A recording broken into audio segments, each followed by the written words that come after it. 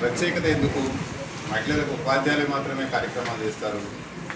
ఎందుకంటే సమాజ నిర్మాతలు మనం కాబట్టి, సమాజంలో మన చూసి మిగతా తరం నేర్చుకుంటుంది కాబట్టి మనం ఒక ఆదర్శంగా ఉండాలనే ఆలోచనతోటి విద్యార్థి సంఘ పక్షాన ఈ కార్యక్రమాన్ని నిర్వహించడం జరిగింది.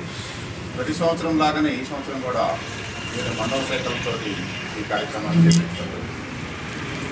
అయితే మహిళలకే మహిళా దినోత్సవం ఎందుకు? అవసరం ఉన్నదా? ఆలోచన చేశారా ఎప్పుడైనా? అవసరమే ఉన్నది. ఎందుకు అంటే ఇంకా సమానత్వం సాధించలేదు కాబట్టి.